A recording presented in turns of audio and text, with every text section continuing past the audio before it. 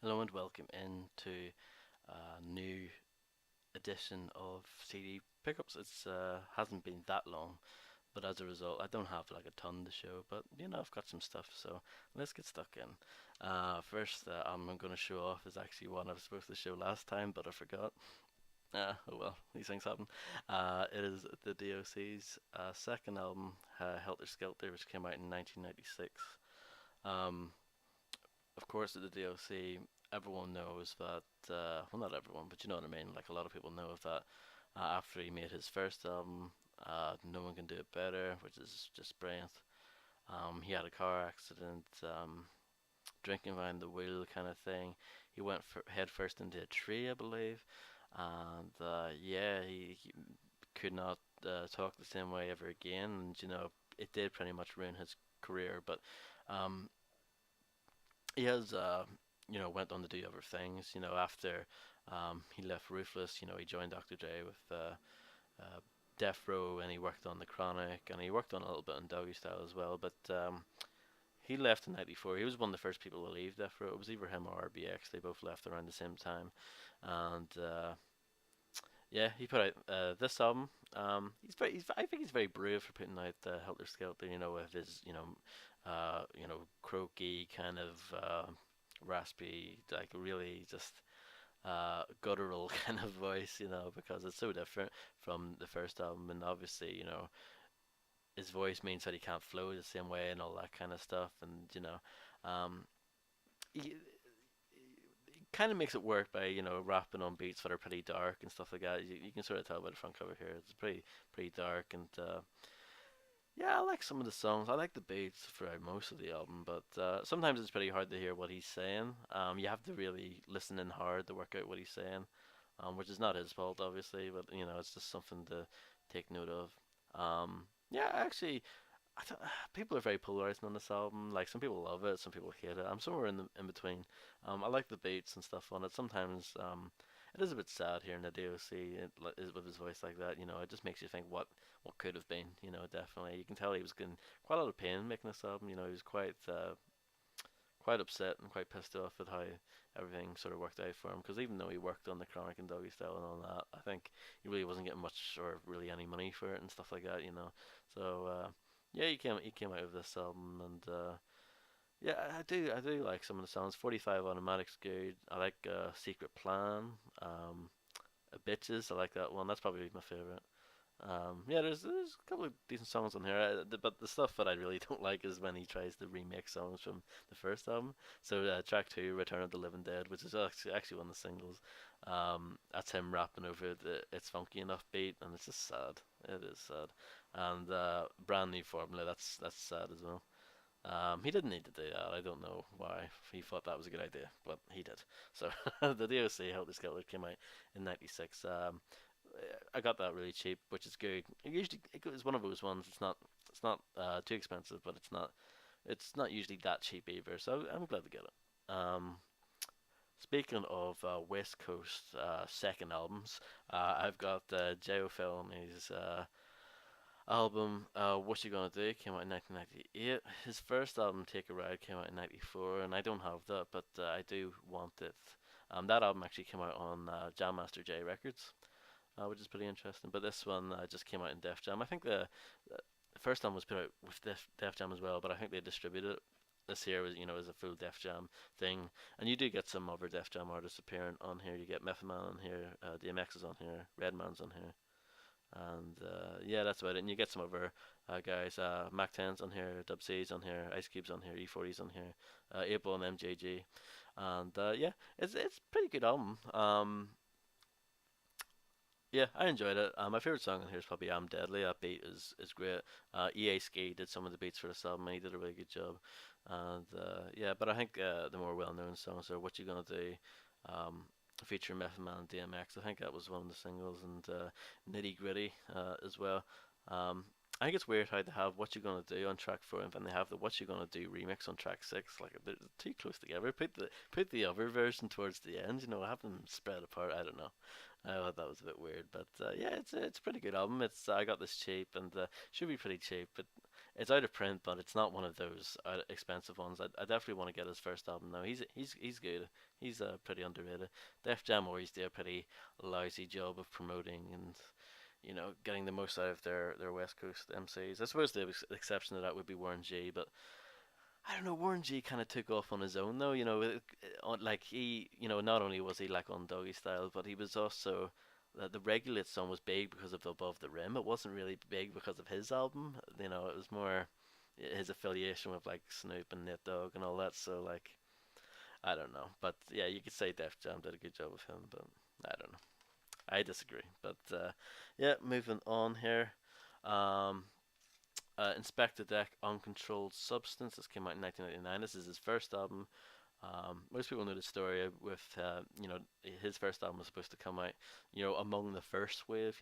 People look at the Wu-Tang solo albums in waves, and, the first wave obviously was the Cal, Liquid Swords, Return to the 36, and Iron Man.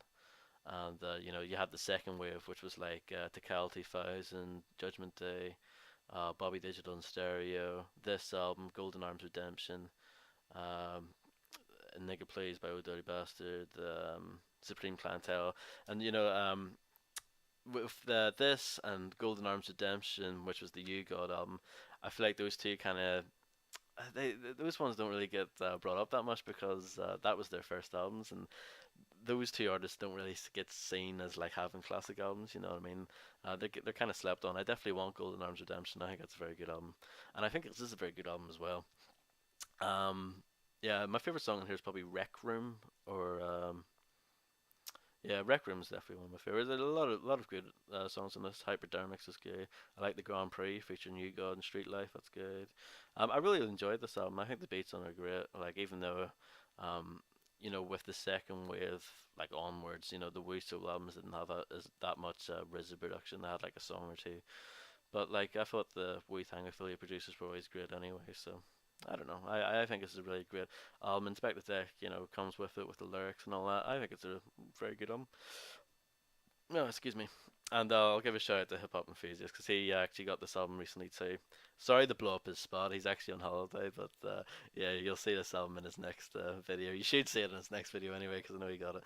And it was him getting it for sort of made me want to get it, and it was cheap and stuff like that because sometimes this album and Golden Arms Redemption, the prices can jump up a little bit, but yeah, nice and cheap when I got this one. So yeah, Inspect the Deck Uncontrolled Substance came out in 1999. Next one is an album that I should have got ages ago, but I only got it now for some reason. Compton's Most Wanted, Music to Drive By. This is their third album. I have their second album, Straight Checking Them, but I don't have the first one. It's a Compton Thang, which used to be really rare, but there's a reissue of it, but that's getting quite rare too. So I need to get that before it goes extinct. But yeah, this is like their most well-known album. I love that front cover of them in the car and all that, and you can see like a like a copy of the album in the back seat and all that. I love that. That's one of the coolest covers in my opinion. But yeah, apart from that, "Who Took Me Under" is the big song. That was not only was a single, it was also in San Andreas, and I think that was my introduction to Compton's Most Wanted and MC It actually. This would be the last album for a while under Compton's Most Wanted. They did like an album in 2000, I want to say, like Music the Gang Bang or something, which sounds a bit rude. But yeah, I really like this album. So, In Too Deep with Scarface, that's dope. And yeah, I need to listen to this one a bit more, but I did really enjoy it. So yeah, that's I don't know which one I like better, this one or Straight Checking Them. It's kind of tough. Yeah, they're both I would say about the same. And yeah, I have some of MC's so as well. I have We Come Strapped and Death Threats. So yeah, very good album. I'm sure most people know this. This came out in 1992. So speaking of albums that I should have got a long time ago, but didn't for whatever reason. Gangsters Hard to Earn came out in 1994. This would be their fourth album. I don't have their first one, the No More Mr. Nice Guy album, but I have Step Into the Arena and I have Daily Operation. And of course, this is the one that comes up next.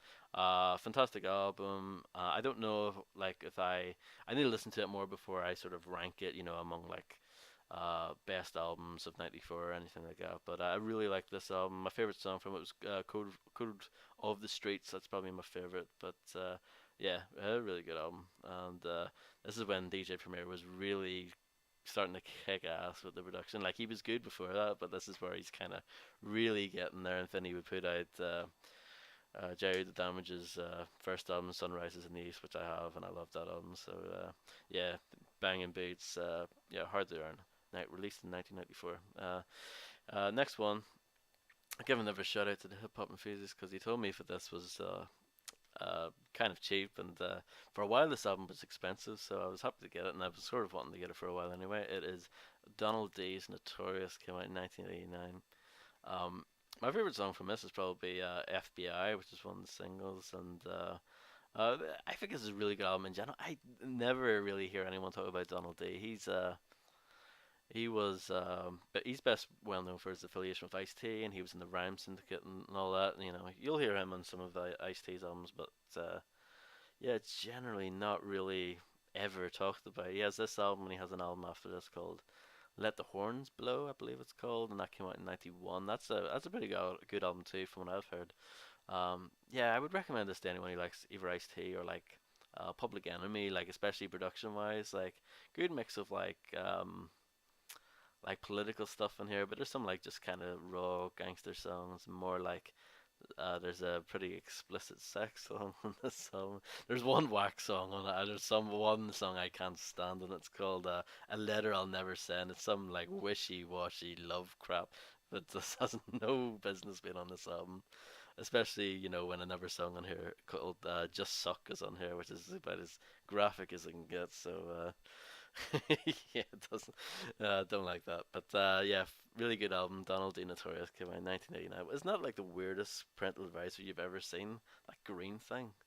Eh, that's the weirdest parental advisory I think I've ever seen. So that was before like I think the black and white one was around in those days, but you didn't. It wasn't like standardized. You know what I mean? I don't know. Talking rubbish. Mac 10, based on a true story. More West Coast sophomore albums here. Not as good as his first album, but I actually enjoyed it quite a bit. The beats are pretty banging, and yeah, I actually enjoyed this quite a lot. Um, if you want a good laugh, look up the music video for the song "Only in California," which is actually one of the worst songs on the album as well. Yeah, but the music video is hilarious. Be sure to look that up whenever you get the chance. My favorite song on it's probably West Side for Life, which is towards the end, just a really banging West Coast track. I really like Mac 10, Mac 10 as well. There's a good song on here called Can't Stop featuring E40, which was also featured on Ant Banks' album Doing Things. Yeah, I think it's Doing Things. I always forget what that's called. Either it's Doing Things or Big Things. I think it's Doing Things, yeah. That's featured on there as well because Ant Banks did the beats. So Ant Banks did a few beats for this album. And yeah, good album. Good, solid album. I was glad to get it because kind of pricey, this album for some reason. It must be like out of print, but yeah, glad to get it for a good price. So next album. Speaking of E40, we've got the Click's second album. A lot of second albums in this video. Um, yeah, the Click's second album, Game Related. This came out in 1995. The Mac 10 album came out in '97. I don't think I said that. So yeah, the most well known for the song Hurricane. Um, this is the first album of theirs that I own because it's really hard to get down and dirty because they completely butchered it when Jive re-released it. They took like loads of songs off and remixed them and all this kind of stuff. Um, there is a CD version of like the original album, but it's like I don't know, it's like really rare and out of print and hard to find. And yeah, and yeah, so they had this album and they had the third album which came out in like 2001, and that was it. The Click only had three albums, so yeah, E40, Sugar T, D Shot, and Be Legit. So yeah, really good album. Out My Body is one of my favorites as well. Um, yeah, a really good album. I enjoyed it thoroughly. Yeah, great. Really happy to have this one. Speaking of Be Legit, we've got the Hemp Museum which is also his second album. Jesus.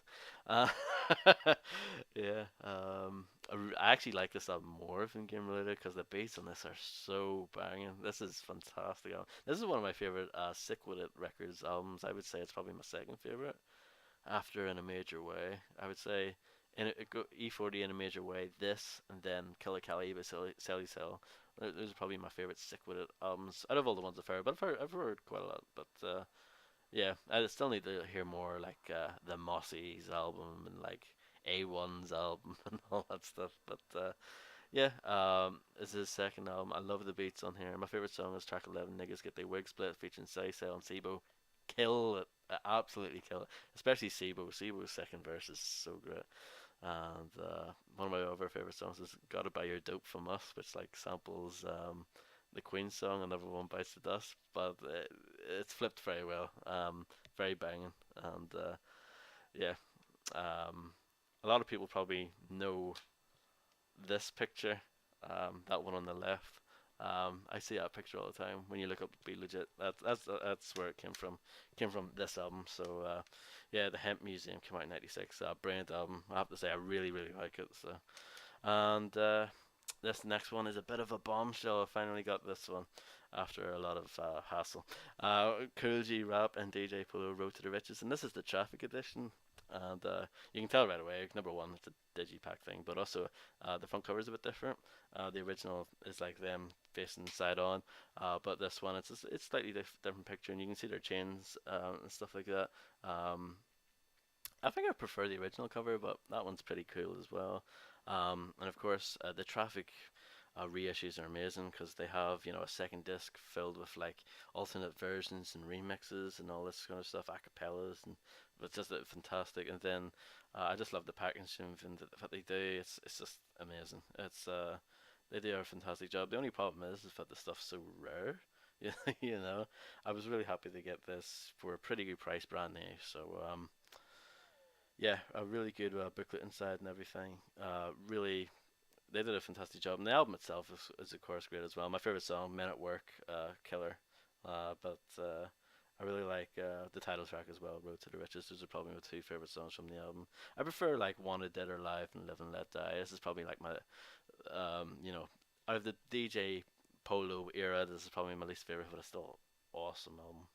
And yeah, don't know what else to say. Yeah, I just wish the Traffic reissues for everything were more common and like actually in print and actually affordable, because they do such a good job. Well, I mean, this one's pretty basic. The Skinny Boys one, that's pretty that's pretty basic. They didn't really do much for that one. It's just here's what you get inside of the Skinny Boys reissue, and that's it. But yeah, Traffic put that out all night as well. Skinny Boys. This is why it's so rare. Like this album's not even that amazing. I don't, but this goes for silly money online, and I got it for 6.99. For God, but it goes for silly money. But yeah, Traffic reissue. I wish they would put that stuff out all the time. Because they should, they should. They would make good amount of money. Because from what I heard, like these reissues like just sold out right away, or like very close to it. Really hard to get. So really happy to finally have Road to the Riches finally. That came out in 1989. So thanks very much for watching. Sorry for rambling on as per usual, but I hope you guys enjoyed it, and I'll see you guys next time.